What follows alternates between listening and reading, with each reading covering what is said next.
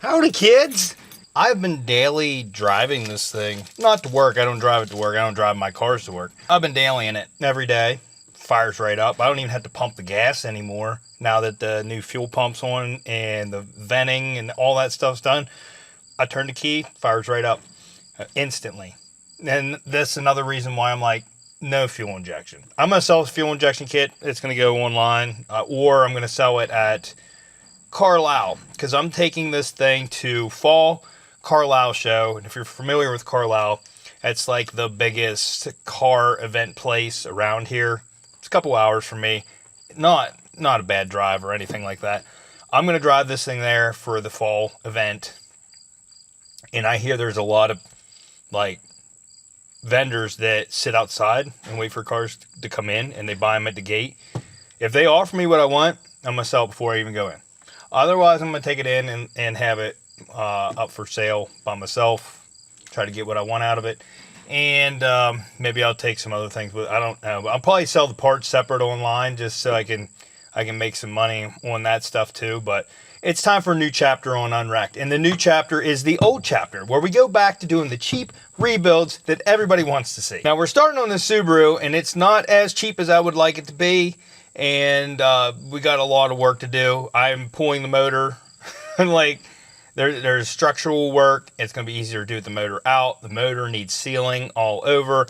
We're doing a lot of stuff. And then I got the parts car with all the parts that I need. So we're going to start on that today. We're getting into the new build, okay? It's Subaru time. Before I jump into that, reason Ashley's car's in the garage, wheels, we're going to get them powder coated. So I got to get that thing up on jack stands and get the wheels off, and I got to take it to somebody to get the tires pulled off. Got 2 new tires put on. We got to get them powder coated first. Then we're going to have to put the new tires on, take it to a guy to do. I can't do them. My tire machine, it can't do them low profile tires like that. And then I can mount them back on the car, and then we can get it out of the garage. So it's going to be there for a couple weeks. It might be a couple episodes. You're going to see it in there on jack stands. No, nobody stole the wheels. I did. I stole them.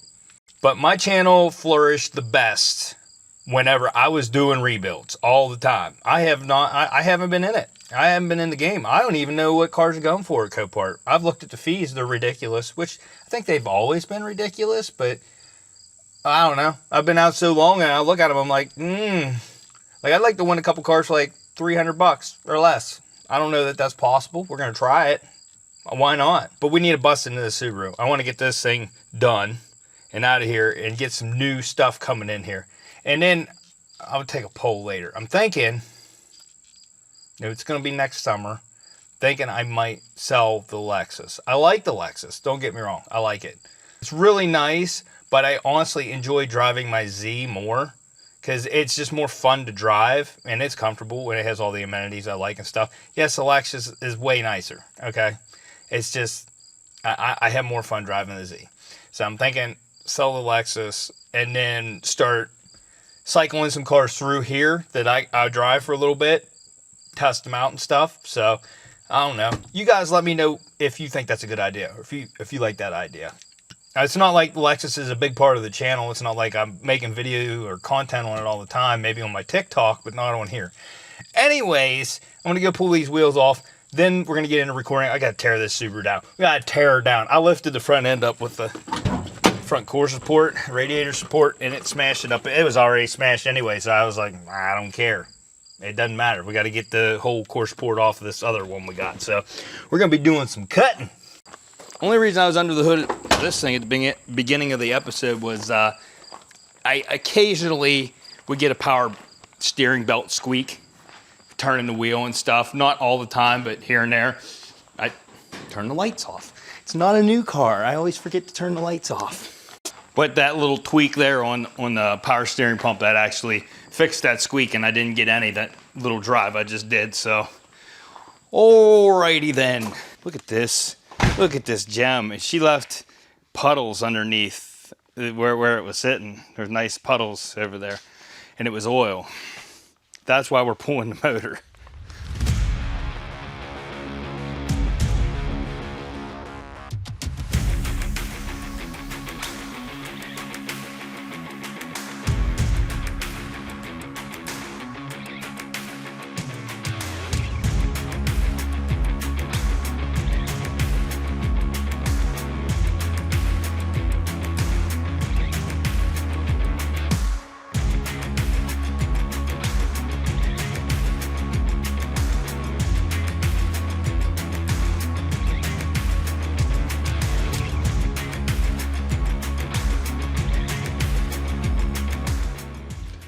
All right, fellers, so that took way longer than I anticipated.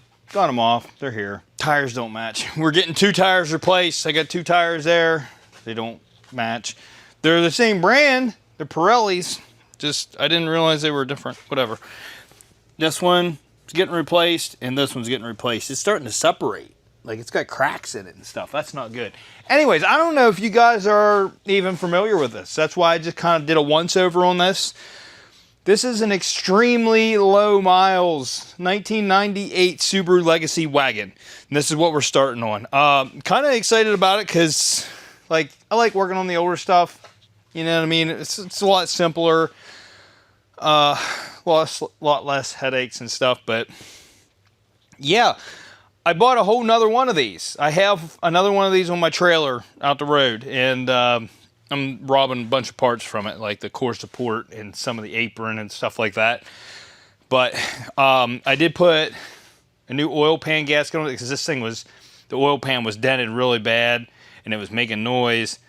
So I got a new oil pan and new oil pan gasket, and I put new oil in it. This thing leaked a lot out. But you know what? We have never seen the underside of this thing, but I just wanted you guys to get familiar with this thing because it's been sitting here for a while and just, we haven't done anything with it. The only thing I've done with it is I put a new dent in the rear door. That's extra. You guys are gonna pay for that. And I've had a few drinks, so just excuse me a little bit while I go over this thing. But we're gonna get it up in the air. Oh, actually, I wanna put the battery charger on it before the battery's dead. And it's got like a new I think it's a new battery. I don't know if there's a date code on it, but it does not look that old. No, I don't see it. Normally you leave a date sticker on a battery when you get one, but whoever put this one in didn't. I don't know. I'll see if I can find one here later.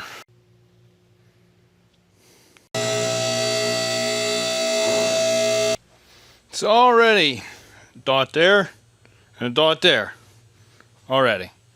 Let's get the lights on. Let's inspect this thing because besides laying underneath it on a trailer, really haven't got to look at this thing, and we can see we got massive oil leaks already. So let me start looking here. I mean, we got massive oil leaks. It's just leaking all over. All right. Ow. That bumper got me, right? Oh, I got my head. Owie. All right. So, we're leaking from the back side of the oil pan. I suspect that is the plug between the engine and the transmission. And that's all over here, all over that. It's all over. Well, valve cover right there is leaking really well. Is that the, oh wait, is that the valve cover? Oh yeah, yeah, that valve cover is leaking really, really bad, really bad. What's this one like? Oh, that one's no better.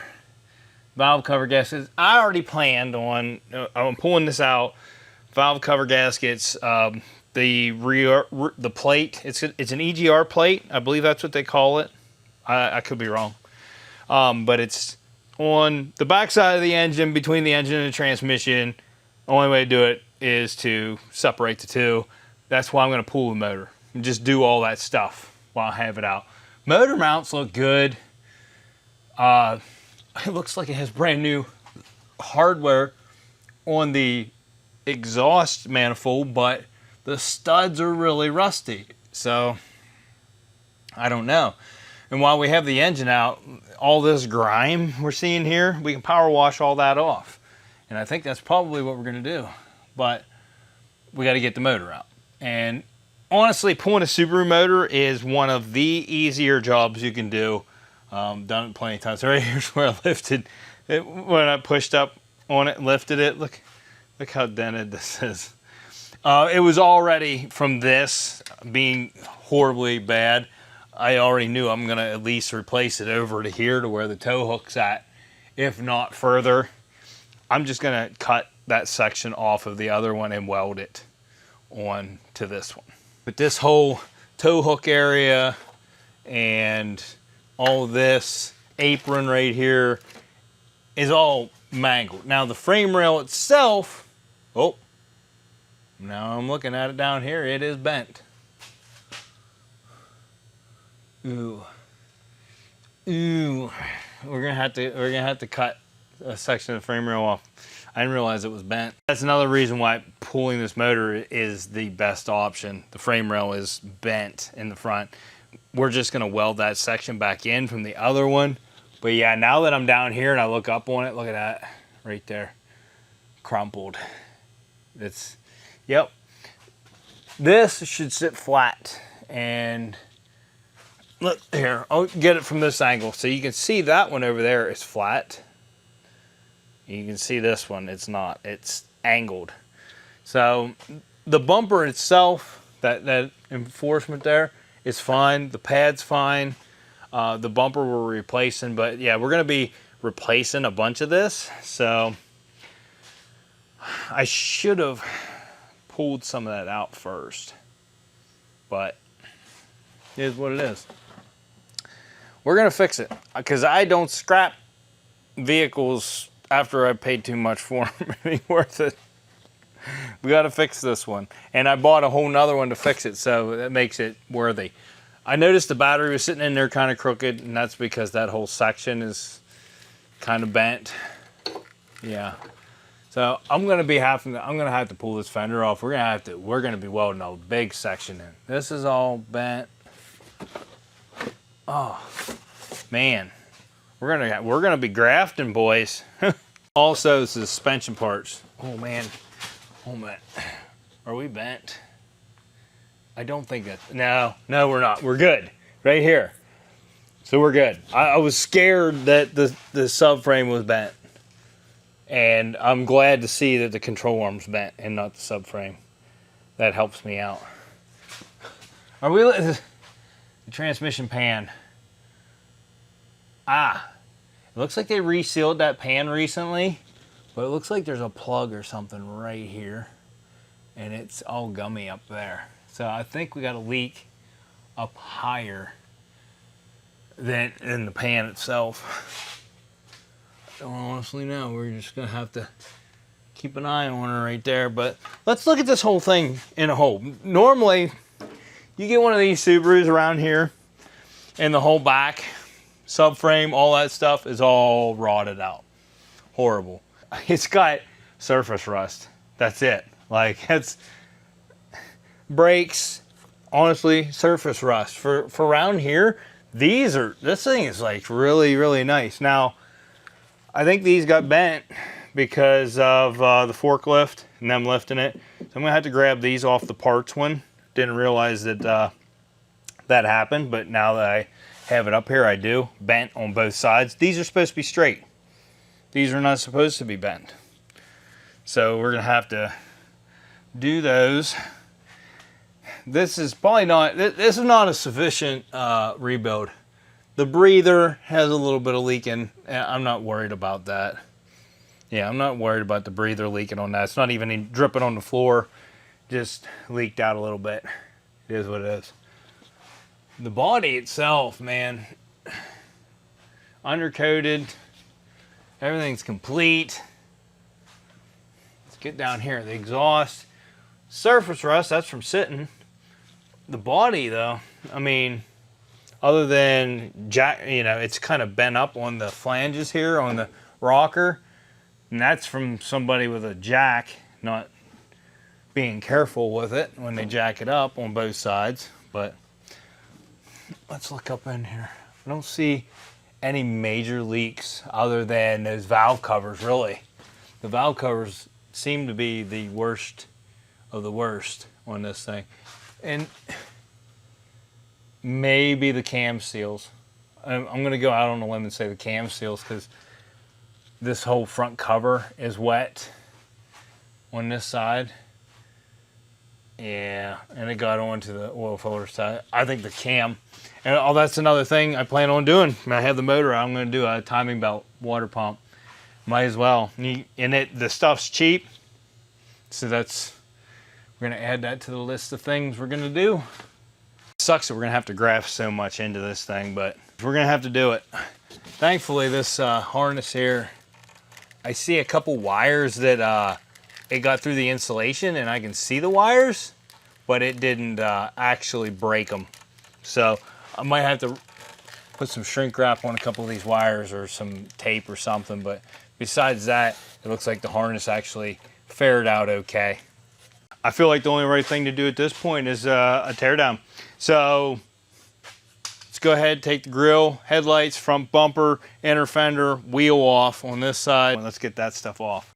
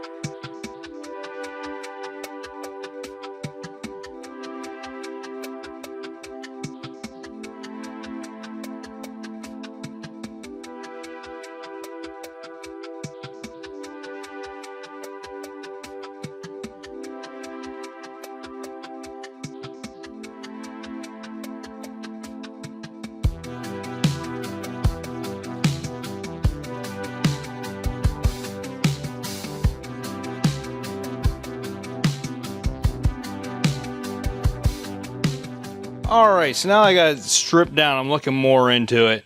I'm trying to debate what all we're gonna replace.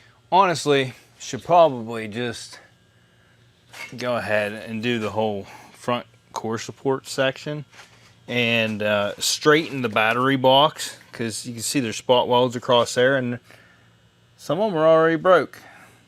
But we can straighten that out. Now this section right here, I'm thinking we're just gonna, it's not as important, okay? This is just like a skirt.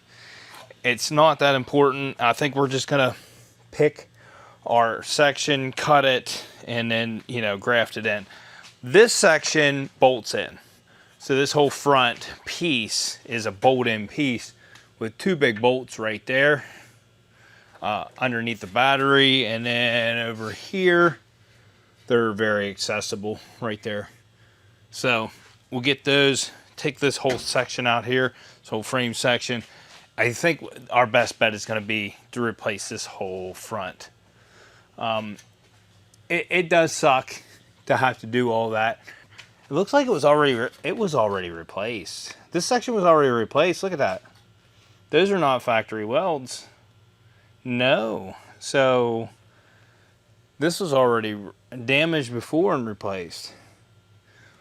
I'm thinking we should just grab the whole front section. Take these two bolts out.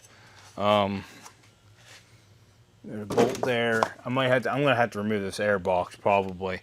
I don't have to worry about doing the spot welds till I get to the house. I can just sawzall like a whole section off back here. I want to make sure I have enough, so I'm just kind of like scoping it out.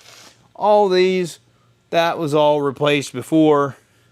This whole thing's been done before. Yeah. Not factory welds. Definitely not. Not factory welds, rusting. All right. So I think we determined we're going to take this whole front, upper, front section, the whole core support section, and the only extra we need to get is we're going to have to cut right at the bottom of the battery box. We'll have to weld this together underneath here and probably come back to about here. That way we're safe and we have enough material.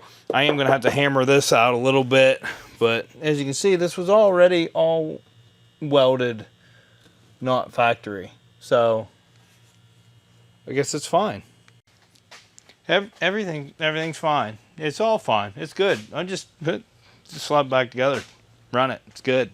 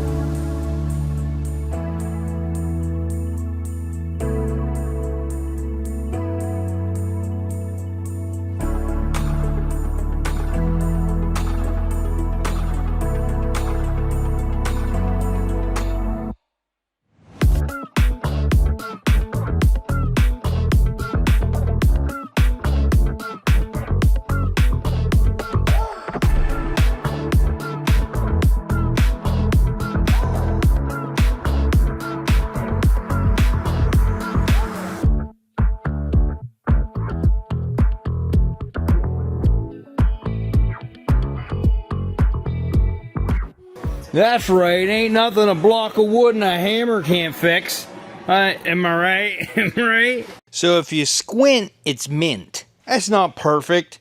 And the frame rail is still wrinkled, if you look back in there. So, I mean, till we get all this stuff out, we're not going to be able to see it perfectly. I think tomorrow, I'm going to jump back into this. I'm going to get the radiator, condenser off. The air conditioning still works in this thing, so I got to pull the Freon out of the system. Thankfully, I have a machine to do that now. So I'm gonna do that tonight. I'm gonna go ahead and drain the AC out of this thing, so it's empty. I don't have to worry about chemicals flying all through the garage. We'll get the radiator out. Everything on this thing's like in really good condition. I mean, it does only have 87,000 miles on it, and that's what I like. That's why this thing deserves to get fixed. Deserves to get fixed by somebody better than me, but we're gonna do our best. You know what I mean? It runs and drives as it is. Can't really hurt it too much. You know what I mean? As long as I don't mess it up where it doesn't run and drive, then we're gonna be good. You guys ever seen a mad product review before? I'm not mad at the product, okay? I'm mad because the opportunity has presented itself that I actually needed it. So it really makes me mad because I was just going to show you something else, but I actually needed it. So we're going to do a product review right here. I'm going to show you why. So driving the C10 today. Went to show my buddy the engine bay, see how clean it was, okay? Oh, it's so clean. So clean. But he's like, what's that? And you look down in here, and there's coolant all through right there. And I said, oh, that was probably from whenever I changed the water pump. I probably leaked some down there, didn't get it out. Then I put my hand into the water pump, and my hand got wet. So let's show you this new product.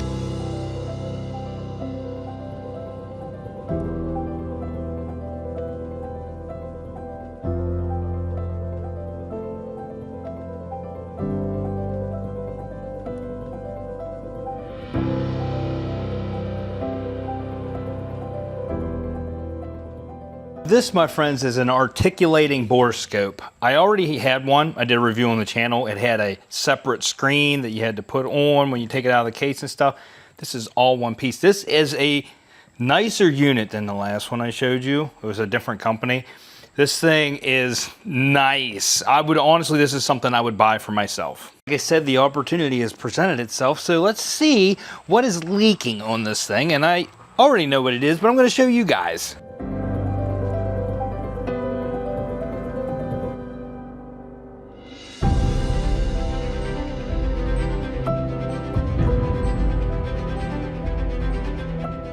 So by articulating, I mean this. The tip can do a full 180, even a little bit further. Like, look, I can even see the cord. So you can go either direction with it just by rolling the knob. It has a light built on it. You can adjust that light. Let me figure this out here. I'm looking at myself. Look, the light has different settings on it. What I like about this one is if you're working in the dark, it also has a light on the back, and you can hold the light button in and turn it on. I don't know where you would need that. Maybe if you're looking at something in the dark, then yeah, that would be convenient. Anyways, let me show you what I'm working with here. So I'll get this thing down in here. I don't know what I'm looking at right now currently, but oh, there's the bottom of the water pump. And as you can see, the backing plate where the seal is, there is wet. And I can zoom in on that. And you can see a little bit of coolant over here on that surface there, right where the backing plate is. Yeah, so we are leaking, and I'm pretty upset about that, but what can you do? I can tell you what I did do is I went ahead and tightened all the bolts up already. and I didn't get a lot out of them, maybe a quarter turn to a half a turn out of all of them.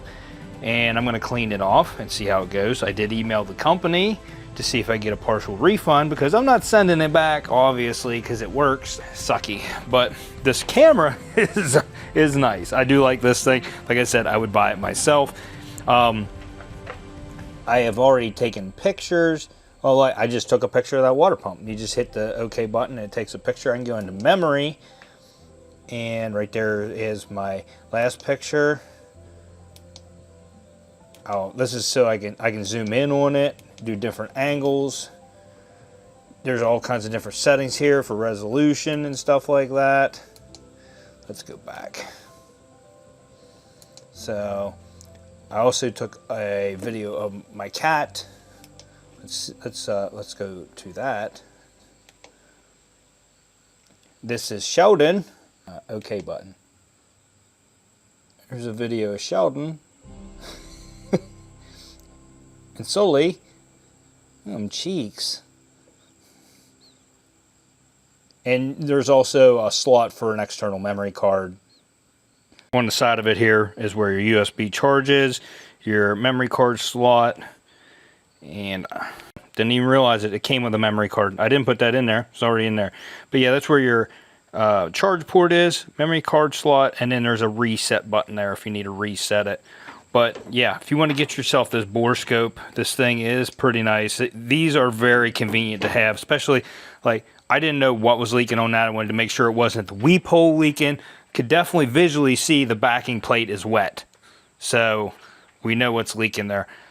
Hopefully me tightening them bolts will you know, keep it preserved. I've been daily driving this thing just to make sure that everything is good, because in 2 weeks I'm taking it to Carlisle and I'm trying to sell it there. If I have to, next week, we're going to be taking that off. I'm going to be resealing that back plate with a new gasket, probably a paper gasket since it's rubber. Resealing everything. I'll give it some time to dry, then tighten up the bolts and everything like that. But in the meantime, we're just going to monitor it right now, and I got to get everything cleaned up. I want to thank Copart, I believe. If I said that wrong, I'm sorry, company.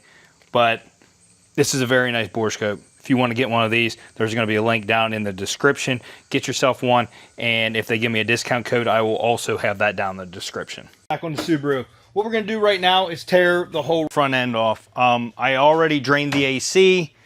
Have my pump and stuff over there. So I drained it out. I'm going to get this whole front crash bar off here. And I've been looking at it. This top support and this whole section over here is all, from what I'm seeing, it's all straight. It appears to be straight. I don't know if this is angled or not. I'm gonna have to look at the other one, but I believe most of this is straight. I don't think this is, but it might be angled down. I don't know. But this whole structure on this side, well, this is mostly factory. This is all factory over here. This was welded in the whole way across the top. All of this was welded in, and it was bent here, and you could see they pulled it out right there by that wrinkle. So all that was already done. One thing we really need to do after I get this crash bar and stuff out is I got to pull this front end out. I think that's going to help straighten that front end, that front bar. I'm hoping. The tow hook is still attached, and it's very bent, very much so. So I think what we're gonna do, once we get all this stuff out, we're gonna cut this support. We're just gonna go ahead and hack it. So there's less holding this in place, and then we'll start tugging on this with my pickup truck, because I don't have a frame machine. I have some hydraulic, bars and stuff like that. But I think the way this is and the structure and everything, I'm gonna have to use some serious force, and I don't have anything to hook to that is gonna hold in place. So I'm gonna have to bring my truck up here, hook a chain to it, and we're gonna have to tug the living daylights out of this thing. The only thing I'm seeing right now that I'm not really liking is I think the subframe in the front is bent. We have access to one. It's just that it is holding the motor in on that one. So need be, I got to get it. I think it's bent. It looks to be bent.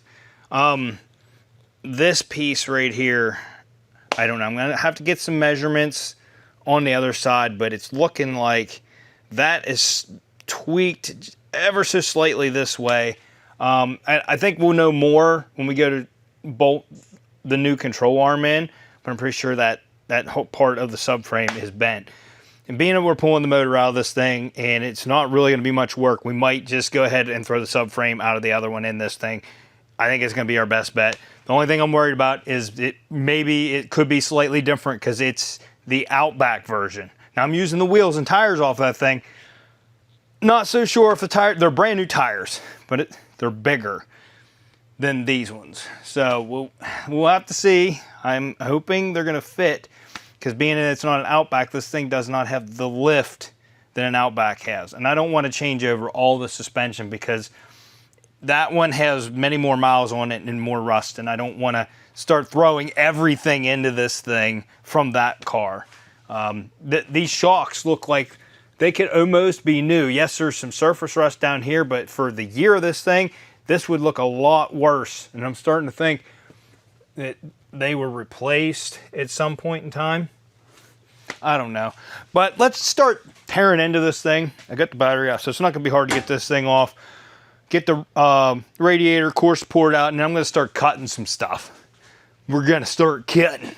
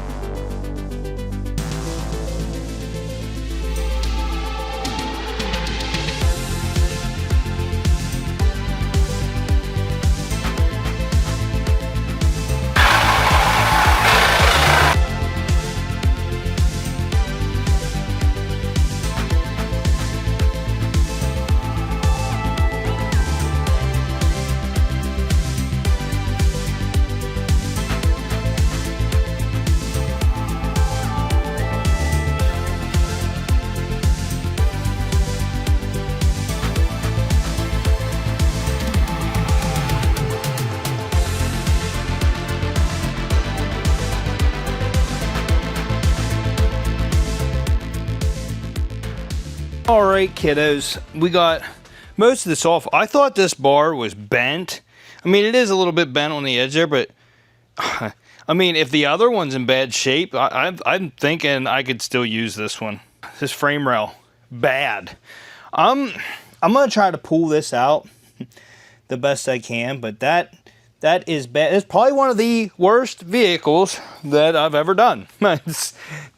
That sucks. It does. It's not good. We'll deal with the spot welds and stuff on this side by,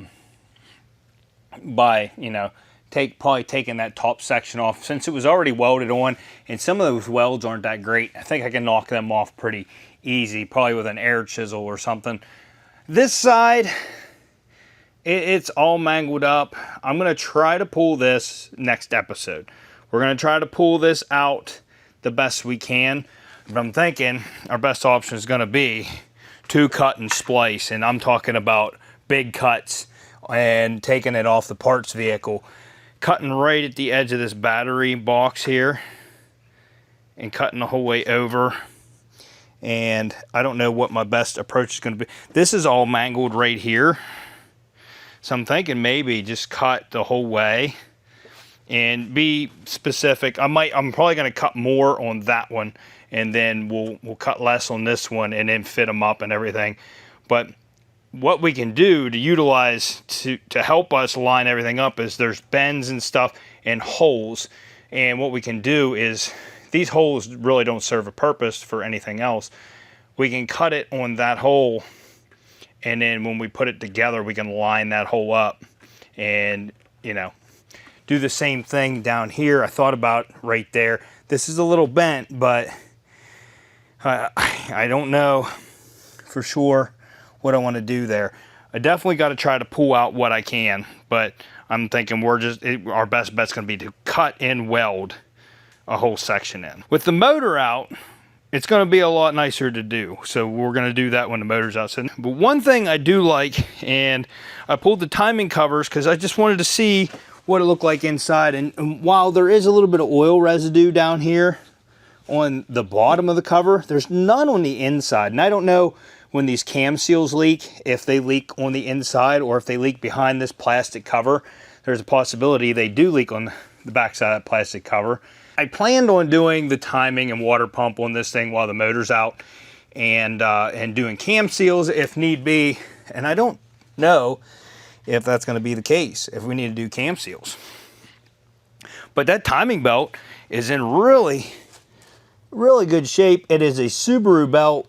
I'd say it's the original belt, being that it has 87,000 miles on it. So it'll be getting its first timing belt replacement in 27 years since this was originally purchased, because this is a 1998.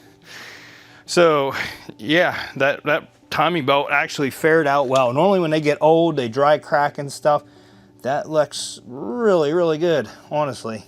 There is still a possibility that could have been changed at a Subaru dealership and they put an original Subaru belt on. Yes, that is still a possibility, but the only thing I'm worried about with doing the timing belt on this is being a 1998 and you're ordering online, you might be buying a belt that has been on the shelf for 20 years, okay? You're gonna be buying an aftermarket belt, but it might have been on the shelf for a very long time. So that's the only downside with these older vehicles. Some of the parts sit, and kind of worried about that, but we'll see when we get it. Well, I'm so thankful that I have a parts vehicle to fix this thing, because there's a lot of things on here that I'm like, I pull it out and I'm like, oh, that's broken. Oh, that's broken. That's broken. So we're going to be pulling a lot of parts off the parts vehicle. And I'm thinking that subframe might be the smart idea, just to take everything, take all the suspension and everything. It'll be the sway bar, all of that stuff in one piece. Might actually be the smart choice. And then just bring all that suspension over to this one. The only thing I'm worried about is it being an Outback, but I'm thinking the only difference on the Outback is going to be the shocks itself. I'm hoping that's the only difference. And we're going to have to find out. But yeah, I'm thinking that's what we're going to do, is bring that whole subframe over here. And then we're going to have the engine out of this thing. It's going to be a no-brainer just to swap it, okay? Yeah, this car is going to be a lot of work. I didn't anticipate all this. So anyways, that's going to be the end of this video. If you guys like what I do on this channel, drop a comment down below, drop me a like, subscribe if you're not already, please. Hit that dislike button if your mom's used to getting folded up like a frame rail. I will see you on the next episode of Unwrecked.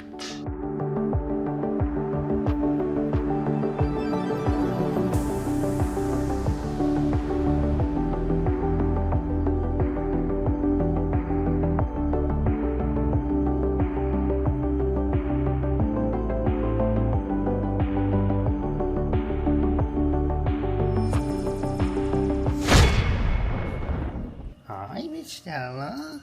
Oh, it's Dewey. Hi. You're so excited. Yeah? What do you have to say? Yes, you snuck in. Oh, you both snuck in here because Mommy left the door open. Did you find anything good in here? Huh? Do you like the trampoline? Tell the people goodbye. Tell the people bye. Tell them.